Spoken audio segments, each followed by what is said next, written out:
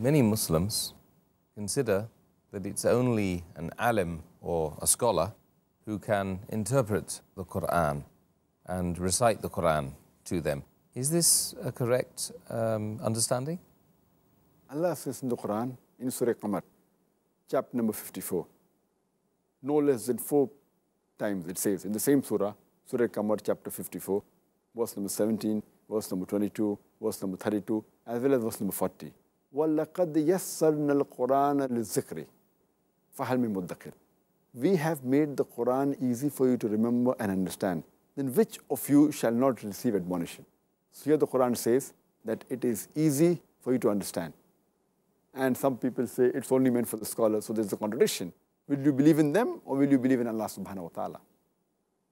And Allah says in the Qur'an, in Surah Hijr, chapter number 15, verse number 1, Alif Lam Ra. These are the ayats of the revelation which make things clear. That means it makes things clear. It's easy for a person to understand.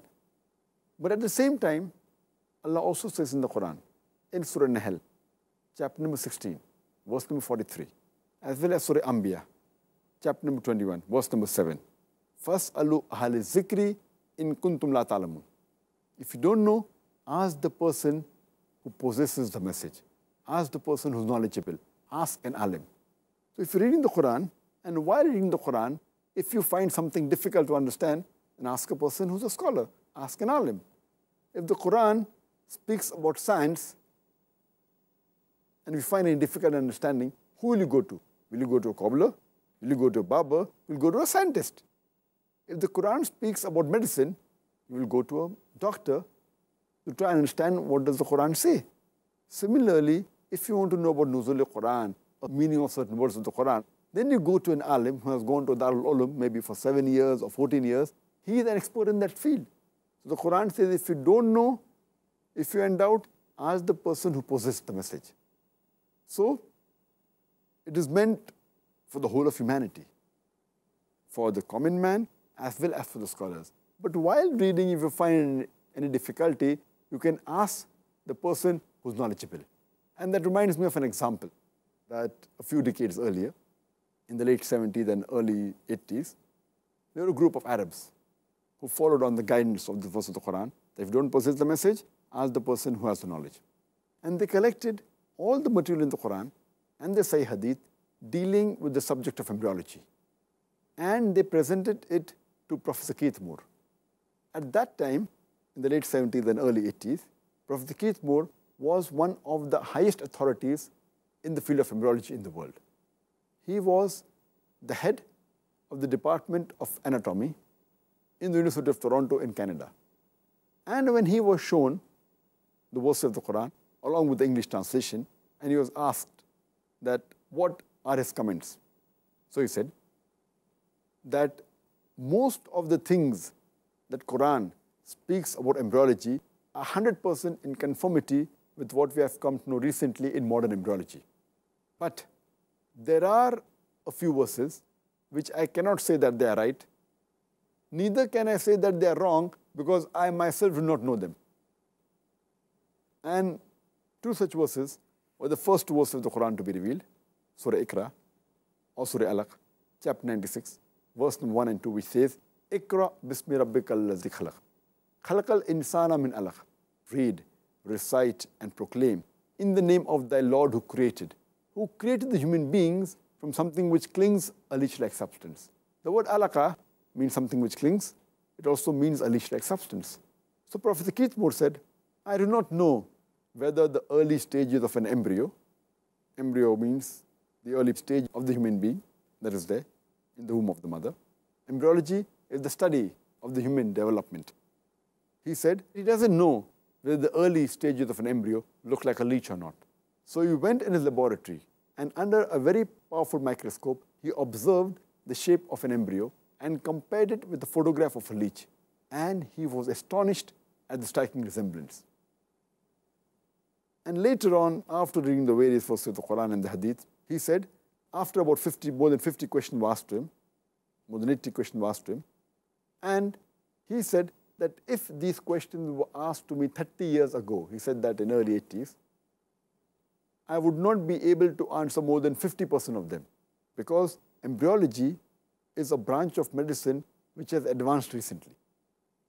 And he said that he has no objection in agreeing that this book is the word of Allah subhanahu wa ta'ala, is the word of Almighty God.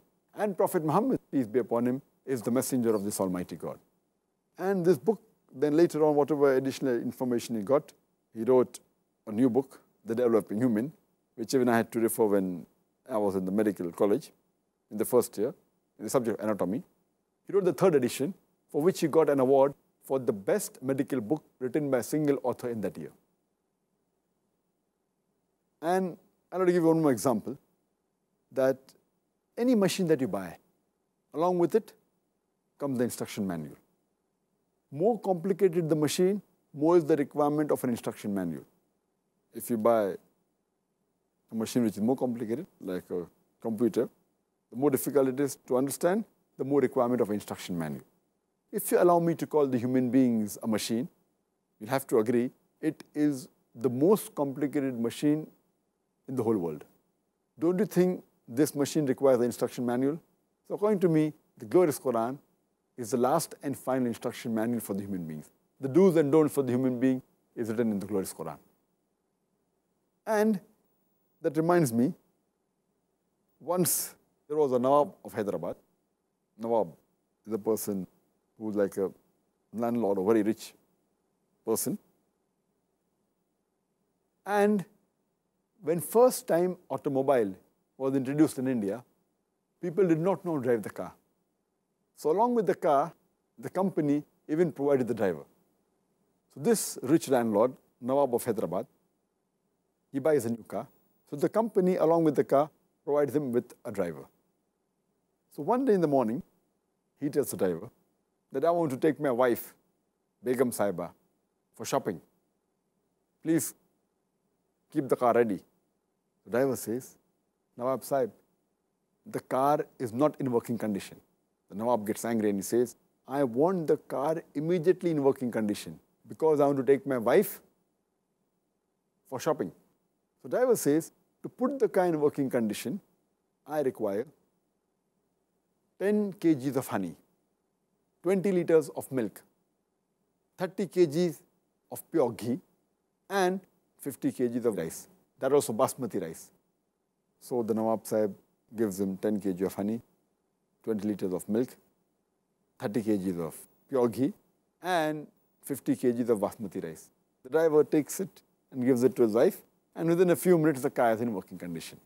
My question is that today, suppose your driver says he requires 10 kgs of honey, 20 liters of milk, 30 kgs of pure ghee, 50 kgs of basmati rice. What will you do? If he says he requires these things to put the car in working condition, what will you do? You will kick him out of the job. Because today, even though we may not know how to repair the car, we know that the car doesn't work on honey, milk, rice, or ghee. It works on gas. It works on petrol. So therefore, though we may not know how to repair the car, we know the basic mechanism of the car. So if everyone knows the basic meaning of the Qur'an, then no one will take you for a ride. So you should know the basic meaning of the Qur'an. And if the car gets spoiled once in a year or once in 6 months, then you can go to a mechanic. So why read in the Qur'an if you find something difficult to understand? At that time, surely you can go to a person who is knowledgeable and he will explain to you what is there in the Qur'an. And just a last example, how people, they say that why is reading the Qur'an, it's not required and it should be read only by the alim and not by a layman. They give an argument that if you have a learner's driving license, called as Kacha license over here, a learner's license, and if you bang up the car, if you have an accident, the police will give you a less fine. But if you have a permanent license, a complete license, and then if you do an accident, then the police will fine you double. Therefore, it's better not to know the Qur'an, not to understand the Qur'an. And if you do sins, then God will punish you less. If you know the Qur'an, and if you understand the Qur'an, and then if you do a sin, then Allah will punish you double. I said, I agree with you for the sake of argument. That if a person has a temporary license, a learner's license, if he has a kacha license. And if he does an accident, he'll get half the punishment. Maybe he'll be fined $1,000. But if a person has a permanent license, a complete license, and if he does an accident, he'll be fined double, maybe $2,000. But the point to be noted is that if a person who has a learner's license and has not learned driving correctly, the chances that in 1 year he'll have an accident will be maybe 50 times. But a person who learns how to drive and has a permanent license, the chances that he'll have an accident in the full year is maybe once. So if a person who has a proper license and learns driving, he may end up paying a fine of $2,000. But the other person who has a learner's license, who bangs up the car maybe 50 times, ends up paying $50,000 at the end of the year. So yet it's preferable that you should have a permanent license.